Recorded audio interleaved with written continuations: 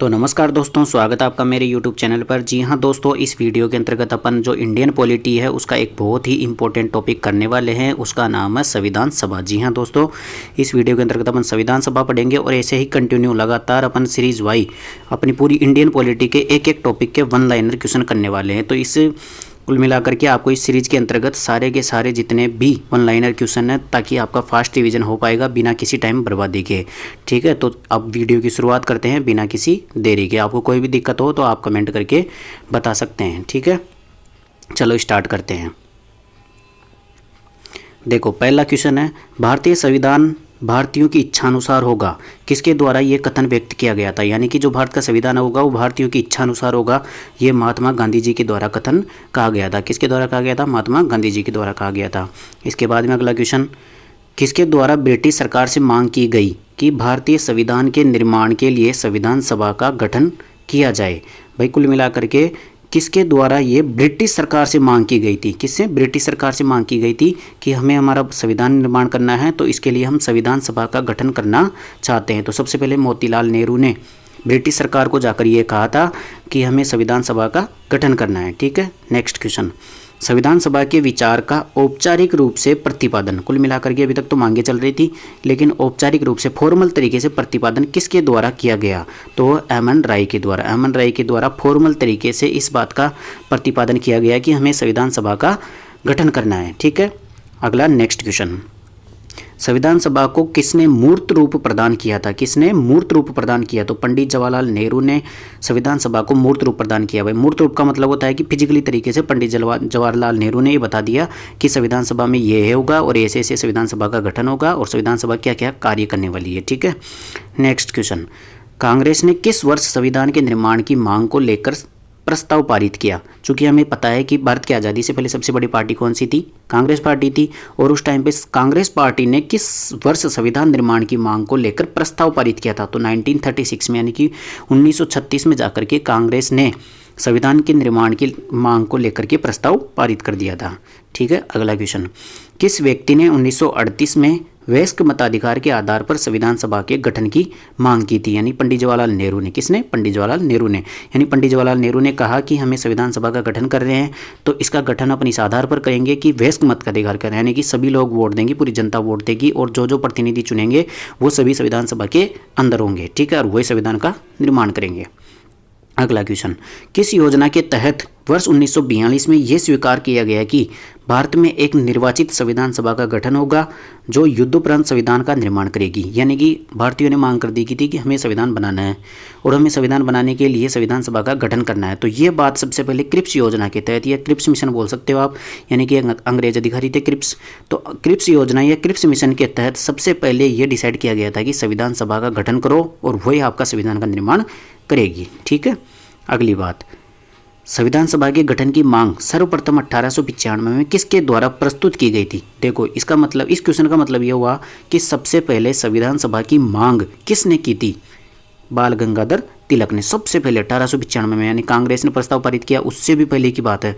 सबसे पहले 1895 में बाल गंगाधर तिलक ने ही आइडिया दिया था कि हमें संविधान सभा का गठन करना चाहिए। ठीक है, अगला क्वेश्चन, भारत की संविधान सभा गठित करने का आधार क्या था? यानी कि भारतीय संविधान सभा का गठन कर रहे हो तो इसका आधार क्या था? इसका आधार था कैबिनेट मिशन प्लान 1946, यानी कि जो कैबिनेट मिशन आया था। देखो, क्रिप्स मिशन में तो ये डिसाइड किया गया था, क्रिप्स मिशन था ना, उसके अंतर्गत तो ये डिसाइड किया गया था कि आपके संविधान सभा का गठन करेंगे। ठीक है, फिर इसके बाद में जो कैबिनेट मिशन आया उसमें ये आधार बताया गया, भाई संविधान सभा में कैसे कैसे प्रतिनिधि होंगे, कितने प्रतिनिधि होंगे, कौन से प्रांत से, यानी ब्रिटिश प्रांतों से कितने होंगे, देशी रियासतों से कितने होंगे और चीफ कमिश्नर से कितने प्रतिनिधि होंगे। कुल मिलाकर के आधार क्या था? आधार था कैबिनेट मिशन। ठीक है, अगला क्वेश्चन, वर्ष 1936 में भारतीय राष्ट्रीय कांग्रेस द्वारा संविधान सभा के गठन की मांग कहाँ पर हुए अधिवेशन में रखी?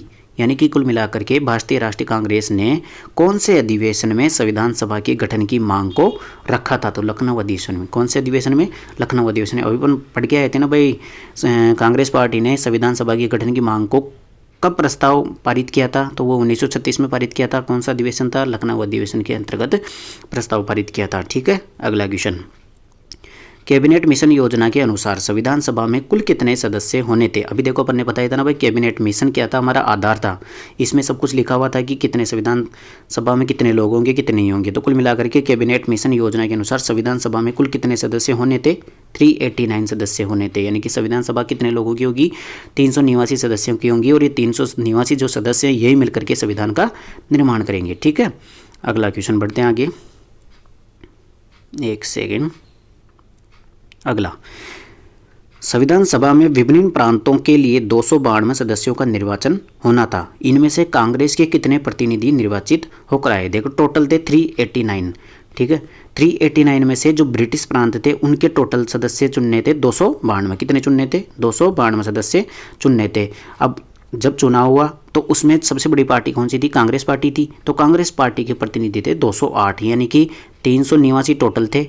उसमें से ब्रिटिश प्रांतों के 292 थे, और उस 292 में से भी जो कांग्रेस पार्टी के प्रतिनिधि थे वो थे कितने, 208। ठीक है, 208 सदस्य ब्रिटिश प्रांतों में कांग्रेस पार्टी के थे। इसके बाद में अगला क्वेश्चन, पुनर्गठन के पश्चात वर्ष 1947 में संविधान सभा के सदस्यों की संख्या कितनी रह गई। यानी कि जब मुस्लिम लीग वगैरह और ये जब मतलब पाकिस्तान वाले जो अलग से पाकिस्तान राष्ट्र की मांग करने लग गए थे, और पहले चुनाव जब संविधान सभा का पहली बार गठन हुआ था तो उसमें मुस्लिम लीग को बहुत कम सीटें मिली थी। इस कारण से वो बहिष्कार कर दिया था संविधान सभा से, यानी मुस्लिम लीग अलग हो गई थी। तो इसके बाद में जब पाकिस्तान अलग हुआ उसके बाद में संविधान सभा का पुनर्गठन हुआ, वापिस से गठन हुआ, और उसके बाद में 299 सदस्य रह गए थे टोटल। यानी पहले कितने थे, 389, अब कितने रह गए, 299। किसके बाद में, पुनर्गठन के बाद में, यानी मुस्लिम लीग के अलग हो जाने के बाद में। ठीक है, अगला क्वेश्चन, पुनर्गठित संविधान सभा में देशी रियासतों के लिए कितने प्रतिनिधि थे। अब पूछा है देशी रियासत के प्रतिनिधि बताओ भाई, देशी रियासतों के प्रतिनिधि बताओ। तो आपको बता दूं, देखो पहले 389 सदस्य थे ना, उस टाइम पे देशी रियासतों के थे 73 प्रतिनिधि। कितने थे, 73। अब जब पुनर्गठन हो गया उस टाइम पे टोटल सदस्य हो गए 299। उसमें से जो अपने देशी रियासतों के थे वो थे 70। कितने थे, 70, यानी कि 3 की कमी आई थी कुल मिलाकर के, ऐसे याद रख लेना। ठीक है, अगला क्वेश्चन, पुनर्गठित संविधान सभा में विभिन्न प्रांतों के लिए कितने प्रतिनिधि थे। अब देखो इसने पूछा विभिन्न प्रांतों के लिए कितने प्रतिनिधि थे। अभी अपन ने देखा था तब तो 389 थे ना, जब पहली बार संविधान सभा गठन हुआ था उस टाइम पे विभिन्न प्रांतों के थे 292। ठीक है, और उसमें से 208 कांग्रेस को मिले थे, अपन ने पढ़ाई अभी। लेकिन जब पुनर्गठन हो गया तो पुनर्गठन के बाद में ब्रिटिश प्रांतों के रह गए कितने, 229, यानी कि पहले 292 थे, अब कितने हो गए, 229, 229 रह गए। ठीक है, डाटा याद रख लेना, पूछ लेता है ये। इसके बाद में आगे बढ़ते हैं, संविधान सभा के सदस्यों को किसने अप्रत्यक्ष रूप से निर्वाचित हुआ। देखो यहाँ पे 2 क्वेश्चन बनते हैं। सबसे पहले तो जो संविधान सभा के सदस्य थे वो कैसे चुनाव हुआ था, उनका अप्रत्यक्ष रूप से चुनाव हुआ था। अप्रत्यक्ष का मतलब होता है कि जनता ने चुना नहीं था। कैसे हुआ था, ये हुआ था जब विधानसभाएं बनी हुई थी ना, उन सबके जितने भी सदस्य थे उन सब ने मिलकर के संविधान सभा का गठन किया था। कुल मिलाकर के जनता ने प्रत्यक्ष रूप से वयस्क मताधिकार नहीं दिया था। ठीक है, तो अब क्वेश्चन क्या पूछ रहा है ये, क्वेश्चन ये पूछ रहा है कि संविधान सभा के सदस्यों को किसने अप्रत्यक्ष रूप से निर्वाचित किया था। तो प्रांतों की विधानसभाओं ने, किसने, प्रांतों की जो विधानसभा के जो सदस्य थे उन सब ने मिलकर के संविधान सभा का गठन किया था। ठीक है, आगे बढ़ते हैं, संविधान सभा में किस प्रांत का प्रतिनिधित्व सबसे अधिक था। भाई बहुत सारे ब्रिटिश प्रांत थे, बहुत सारी देशी रियासतें थी, और मतलब चीफ कमिश्नर थी, उनमें सबसे ज़्यादा प्रतिनिधित्व थे संयुक्त प्रांत के। कितने थे, संयुक्त प्रांत के, यानी कि जो 389 शुरू में सदस्य थे, उसके बाद में 299 सदस्य हुए, तो कुल मिलाकर के 299 जो सदस्य थे उसमें सबसे ज़्यादा कौन से प्रांत के थे, संयुक्त प्रांत के। और संयुक्त प्रांत किसका पुराना नाम था, यूपी का सबसे पुराना नाम क्या था, संयुक्त प्रांत था। इस कारण से तो कुल मिलाकर के संयुक्त प्रांत के सबसे ज़्यादा प्रतिनिधि थे संविधान सभा के अंदर। ठीक है, इसके बाद में अगला क्वेश्चन, किस क्षेत्र से VR अम्बेडकर, कौन, भीमराव अम्बेडकर का संविधान सभा में निर्वाचित हुए। तो पश्चिम बंगाल से। अब देखो इनका याद रख लेना इसलिए ज़रूरी है क्योंकि बहुत बड़े आदमी है, आपको सबको पता है। तो ये पूछ लेता है कि भीमराव अम्बेडकर थे वो कहाँ से प्रतिनिधि चुने गए थे, तो वो पश्चिम बंगाल से, पश्चिम बंगाल क्षेत्र से ये प्रतिनिधि के रूप में संविधान सभा में शामिल हुए थे। ठीक है, अगला क्वेश्चन, संविधान सभा का चुनाव किस आधार पर हुआ। यानी कि संविधान सभा का जो चुनाव हुआ था वो किस आधार पर हुआ था, वो हुआ था वर्गीय मताधिकार के आधार पर। इसका मतलब बता देता हूँ आपको, जैसे हिंदू भी थे, और धर्म भी थे, मुस्लिम भी थे, सभी थे। तो ये डिसाइड किया गया था कि मुस्लिमों के इतने प्रतिनिधि होंगे, यानी फिक्स कर दिया गया था भाई मुस्लिमों के इतने प्रतिनिधि होंगे, इस धर्म के इतने प्रतिनिधि होंगे। तो कुल मिलाकर के वर्गों में बांट दिया था। तो वर्गीय मताधिकार के आधार पर संविधान सभा का गठन हुआ था। ठीक है, अगला क्वेश्चन, भारतीय संविधान को किसने बनाया। भारतीय संविधान को किसने बनाया? संविधान सभा ने। इतनी देर से अपन यही तो पढ़ रहे थे भाई, संविधान सभा का गठन ही इसलिए हुआ था ताकि संविधान का निर्माण कर सके। ठीक है, अगला क्वेश्चन, संविधान सभा के लिए चुनाव कब संपन्न हुए? ये हुए थे 1946 में, यानी कि कैबिनेट मिशन आया था ना 1946 में, उसके बाद में जुलाई में, आगे और याद रख लेना, जुलाई 1946 में। कब? जुलाई 1946 में संविधान सभा के चुनाव हो गए थे। ठीक है, चुनाव हो गए।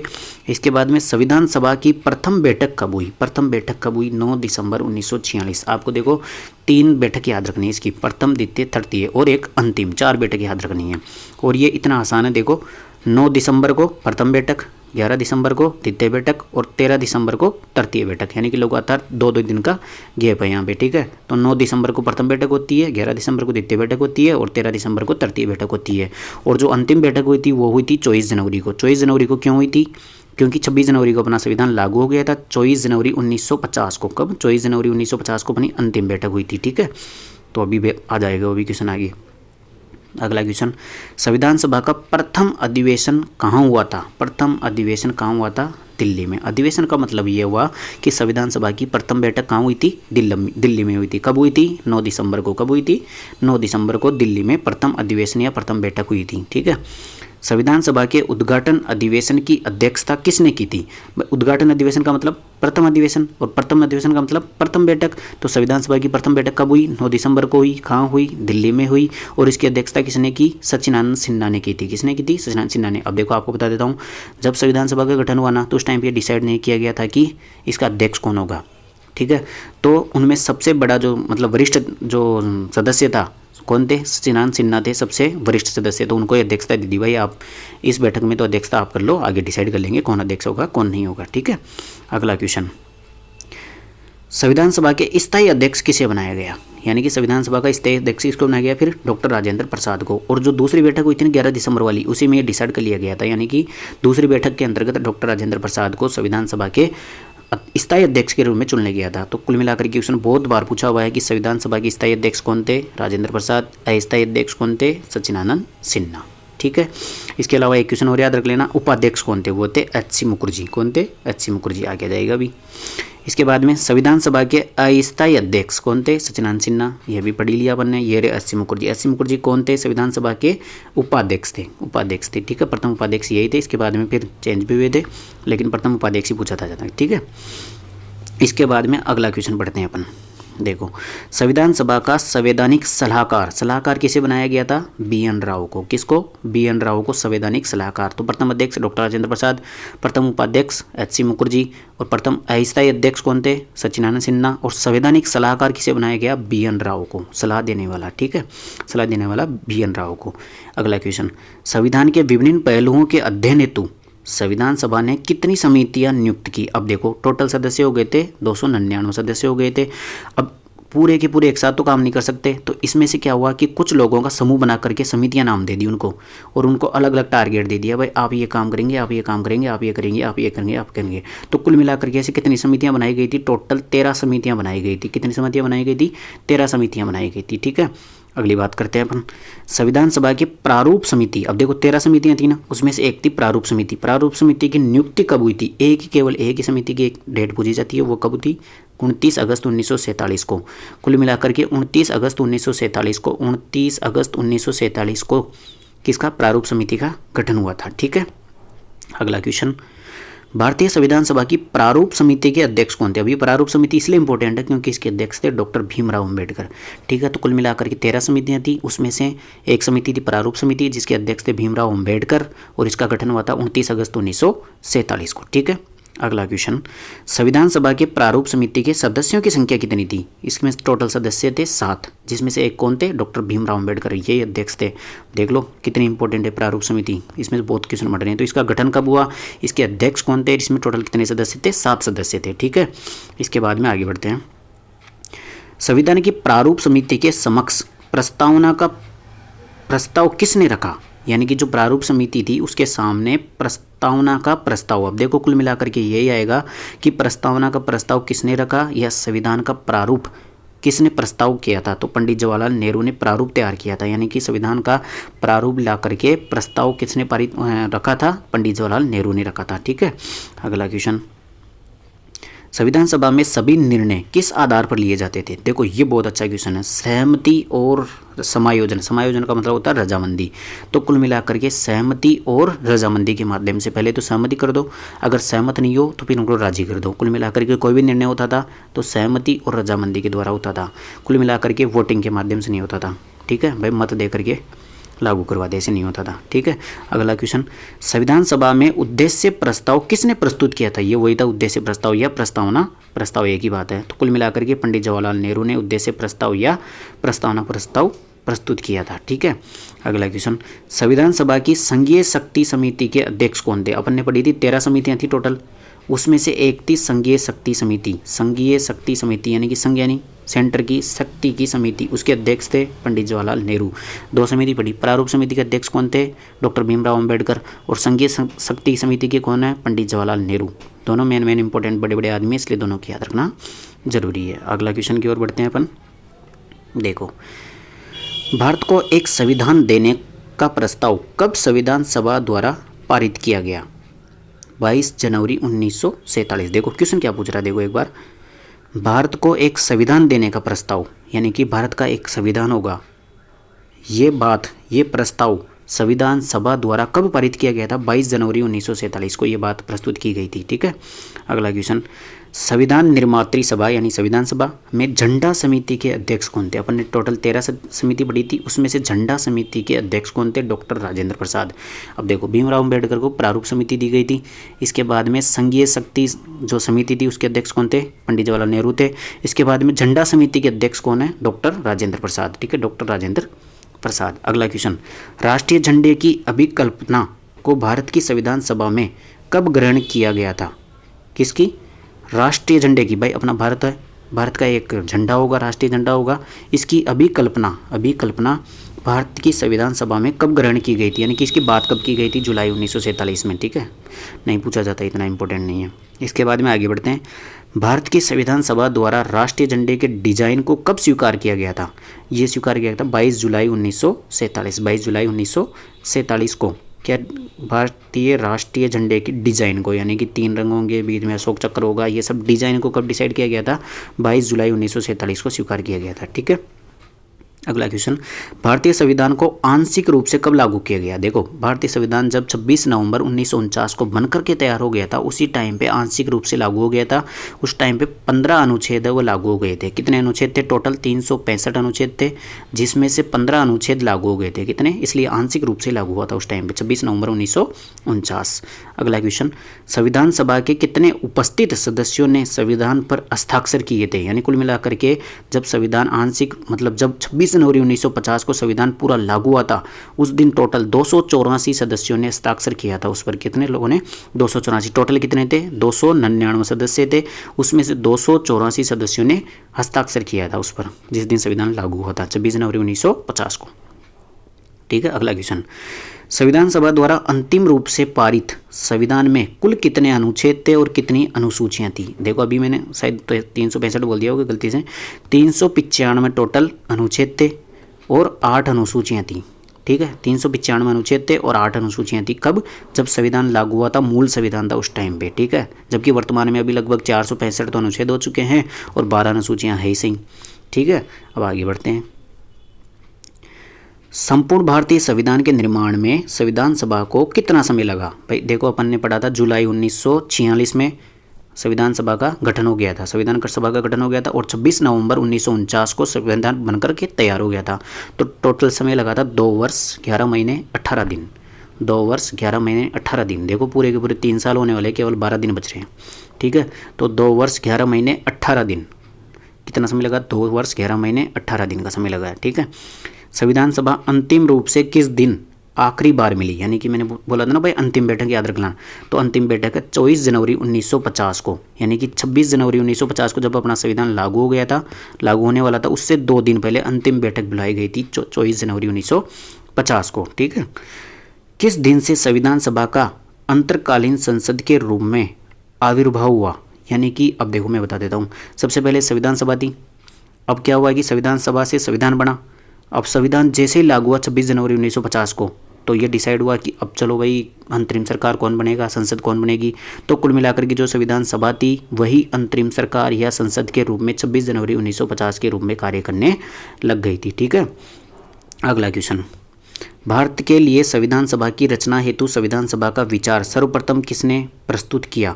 भारत के लिए संविधान सभा की रचना हेतु संविधान सभा का विचार, यानी कुल मिलाकर के संविधान बनाना है, तो संविधान सभा का विचार सर्वप्रथम स्वराज पार्टी ने 1934 में प्रस्तुत किया था। किसने? स्वराज पार्टी ने 1934 में प्रस्तुत किया था। इसके बाद में अगला, भारत के संविधान का निर्माता किसे कहा जाता है। भीमराव अंबेडकर को भारतीय संविधान के निर्माता कहा जाता है, क्योंकि प्रारूप समिति के अध्यक्ष थे और प्रारूप समिति सबसे मेन थी, इस कारण से इनको भारतीय संविधान के निर्माता या जनक कहा जाता है या पिता कहा जाता है। ठीक है, भारतीय संविधान सभा में कुल कितनी महिलाएं थी। 15 महिलाएं थी। सरोजनी नायडू डॉट बहुत सारी थी, यानी टोटल 15 महिलाएं थी। किसमें? भारतीय संविधान में। ठीक है, भारतीय संविधान सभा में संविधान सभा में कितने सदस्य थे? 299 सदस्य थे ना, उसमें से 15 महिलाएं थी। कितनी थी? 15 महिलाएं थी। इसके बाद में आगे बढ़ते हैं, संविधान सभा में किस देसी रियासत तक के प्रतिनिधि ने भाग नहीं लिया। यानी हैदराबाद रियासत एकमात्र ऐसी देसी रियासत थी जिसका एक भी प्रतिनिधि संविधान सभा में नहीं गया था। ठीक है, इन्होंने मना कर दिया था, भाई हम नहीं भेजेंगे। ठीक है, इसके बाद में आगे बढ़ते हैं अपन, एक सेकंड। अब देखो अगला टॉपिक पढ़ेंगे, संविधान की विशेषताएं, प्रस्तावना, ये सब आगे वाले चैप्टर में आ जाएगा, अगले वीडियो में बनाएंगे अपन। ठीक है, अब थोड़ा सा कि जो समितियां थी और उनके अध्यक्ष थे उनको देख लेते हैं अपन कुल मिला करके। ठीक है, तो एक एक की बात कर लेते हैं। नियम समिति, डॉक्टर राजेंद्र प्रसाद। देखो ये दो को याद कर लेते हैं अपन। डॉक्टर राजेंद्र प्रसाद के पास कितनी समितियां थी? 13 में से 2 समितियां। कौन कौन सी? संचालन समिति और नियम समिति। संचालन समिति और नियम समिति किसके पास थी? डॉक्टर राजेंद्र प्रसाद के पास थी। इसके अलावा आगे बढ़ते हैं, परामर्शदात्री समिति यानी कि सलाह देने वाली समिति और प्रांतीय संविधान समिति, ये दोनों किसके पास थी? सरदार वल्लभ भाई पटेल के पास थी। किसके पास थी? सरदार वल्लभ भाई पटेल के पास। कौन सी?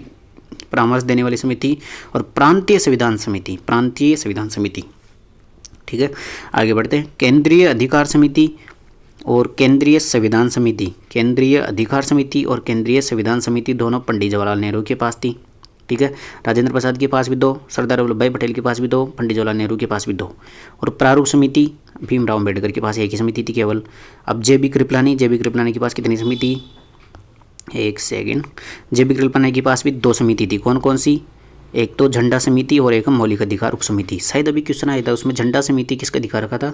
डॉक्टर राजेंद्र प्रसाद का। वो करेक्शन है, क्योंकि डॉक्टर राजेंद्र प्रसाद के पास केवल 2 ही थी, एक तो नियम समिति और संचालन समिति। इसका मतलब जो झंडा समिति वह जे.बी. कृपलानी के पास है, मौलिक अधिकार समिति भी उप समिति है। उप समिति किसके पास है? जे.बी. कृपलानी के पास है। और जो अल्पसंख्यक की उप समिति थी, अल्पसंख्यक की उप समिति है वह है एच.सी. मुखर्जी। एच.सी. मुखर्जी कौन थे? कौन सी? अल्पसंख्यक उप समिति किसके पास है? एच.सी. मुखर्जी। एच.सी. मुखर्जी कौन थे? अपने प्रथम उपाध्यक्ष थे किसके? संविधान सभा के। चलो दोस्तों, ये टॉपिक अपना यहाँ पे कंप्लीट होता है। इसकी PDF भी मैं आपको जल्दी तैयार करके दे दूंगा, कहाँ पर मिलेगी ये भी बता दूंगा अगले वीडियो के अंतर्गत।